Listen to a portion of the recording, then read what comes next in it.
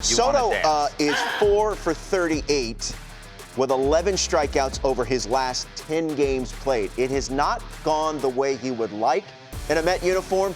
His bat is sick, if you will. Oh, no. So what happens? You got to go visit the doctor. It wasn't until after over a decade in the show that Mark DeRosa discovered his true calling. Scalpel. Saving careers. Clear. Finally making something of his U-Penn degree. Time of death, 9th inning. He scrubbed the dirt off his hands and stepped into the OR, helping hitters heal. He's got to play with more heart. It's a tough job. There's nothing we can do. I cannot help this guy's batting average. But someone's got to do it. He's toast. Let him go. The doctor is in. By the way, every mixtape I had a lot of 112 peaches and cream. Do not sleep on 112 where the players dwell. We didn't win the Emmy? I know, it's shocking to me too. Is it though? All right, give us a prescription for what ails Juan Soto, dear. Everyone relax. Hey. Okay? This is a classic case of not knowing how to act with $765 million. Who does? Okay? I kind of have written a few things down that I'd like to do. I mean, first thing I would do, we're black carding a jet. I'm buying a Gulfstream 650. Okay. And all the boys are getting on. We're going somewhere. Okay. No? Yeah. I think he needs his swag back at the end of the day.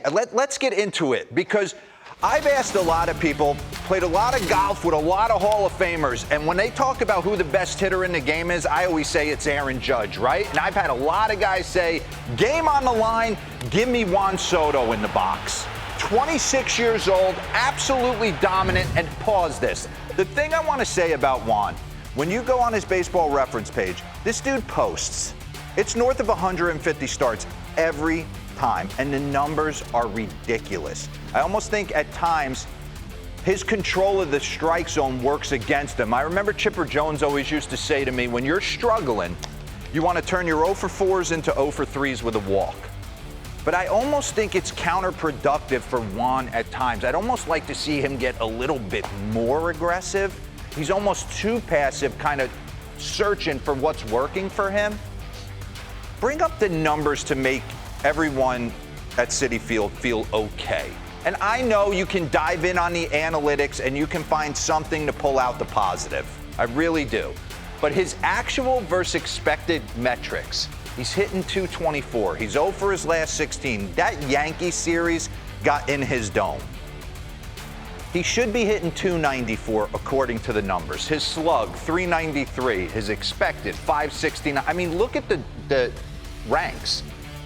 First, third, second. So his expected numbers would tell you he's not playing as bad. I would disagree, though, because he's lost the edge, or he doesn't want to give us that edge yet until he feels sexy. Fernando Tatis talks about this. He doesn't give you that coming around third on the home runs every time until he's feeling it. But let's get back into the tape right here, because as myself and Jacob Bader, who's a huge Mets fan, I just don't understand these passive swings. I know people are talking about bat speed being in decline. I can't imagine at 26 years old his bat speed's in decline, okay? But I'm seeing indecision at the plate.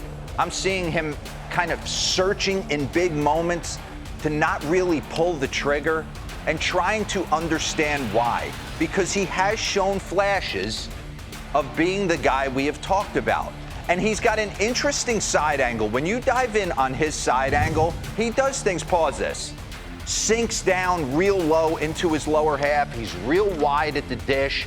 He doesn't do a lot of things that you would necessarily teach to a young kid, but he's proven he's one of the best hitters in the game, okay? So he sinks down, he gets to this point, run this, slow click it. Pause. So he's coming off his backside. These are classic, I'm not feeling good at the plate and I'm trying to find it. He comes off his backside a little too quick. He's not grounded in his legs. And he's always, if you slow click this, from the waist up, been a guy that comes around the baseball or can get rotational at times. But when he's going good, he lets the ball get so deep that the rotation, that top hand's right on top of the baseball. And you see him, he's off balance, he's searching. And again, he's shown flashes. take you back. Jameson Taillon tries to challenge him. That ball's absolutely destroyed, but run it back. What I want you to see, run that back for me real quick. Get through the swing, go. Pause. Look at how balanced he is on his lower half. Look at his head behind the baseball. Run this. You could almost just walk a chair up right under his tush and he could just sit down. That's when you're feeling good. The ability to drive the ball the other way, I mean, that's a rainmaker. How many guys are hitting that ball out of the park? 1-1 count in Arizona. Opposite field, backdoor cutter against one of the better pitchers in the National League in Zach Gallen. So there's been moments here where he has shown, and I do believe he is in his dome about going over to Citi Field. We watched this with Francisco Lindor. He tried to be something he wasn't, and then he finally got comfortable in his own skin, said, you know what, I'm just gonna be me. Look at the balance point when he's behind the baseball. So pause this. Bring up the next board. The whole idea that, oh, he doesn't have Judge hitting behind him anymore. He's seeing more pitches in the zone this year than he did last year. Okay? So that narrative needs to go away. I know psychologically, looking on deck and seeing Aaron Judge instead of Pete Alonso, maybe a smidge difference. I got it. But what I'm saying is, you would think last year he was just getting attacked. That should be 56.5 to 49.1. That is not the case. So he's getting balls in the zone. His zone swing percentage is a career low. He's just second lowest in the game. Nate's just got in my ear. Second lowest zone swing percentage in Major League Baseball right now. So he's indecisive at the dish. He's searching, right? Hot change me to the next one. Look at his splits. Look at him with bases empty. Relaxed. Numbers. On base plus slug is a 929 OPS. Wow. Everyone would sign up for that. Yeah, Naves is telling me in my ear, those are his numbers. All right, that's what he does. Look at him with runners on and runners in scoring position. He's just screaming. He's putting so much pressure on himself to live. You know, he doesn't have to live up to anything. He's 26 years old. He's one of the best hitters in the game. Stevie Cohen backed up the truck. And you know what? There's about 8 other teams that wanted to back up the truck for him. Wait, he doesn't have to live up to anything? I don't think he feels that. Do you? I wouldn't. Yeah, you're showing up as a franchise player. I just think when I watch him, I watch a guy who's trying to kind of act what he thinks the world wants him to be. I get it. Instead of just go, you got paid because you're a great hitter. Sure. I don't think anyone's expecting gold glove defense, stealing bags. I am expecting some hustle. But I think that'll come when he starts swinging the bat good. Let's get back into the tape. Here he is, big spot, rollover. That's not what he's about in that situation. So with runners in scoring position, he's putting a ton of pressure on himself, not letting the ball get deep. I know his pull numbers were up in Yankee Stadium, but what I would like to see is him get back to up the middle the other way. But what I want to see, and the fans want to see, can I have this? I don't care if you're struggling. Start to believe again. Give me the Soto shuffle. The people are waiting. And I'll take you back to last postseason. You want to talk about dominance? Look at him looking at Hunter Gaddis. He knows he's going deep. And he takes some bad swings where he gets rotational right here. Look at that.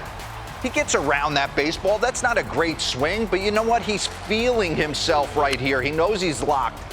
He's late in fouling that off. He goes, all right, make one mistake. Rolled over another one. That could have been easily a ground ball to Josh Naylor out of the inning. And now he goes into battle mode. He gets a high heater, and he destroys it. So I would say to Juan, the fans want the shuffle. They're paying for the shuffle. You got to give it to them. You almost got to fake it till you make it right now. Start to believe in yourself. Your teammates need you. So I really think this is a classic case of a guy that is dealing with a lot. He went over to Yankee Stadium. He didn't know how he was going to be received there. He gets a ton of boos, but there was a ton of Mets fans there. It's part of it. He's an entertainer. I know I didn't think that way when I played. I certainly didn't have to live up to Juan Soto, but he needs to just let it go, man.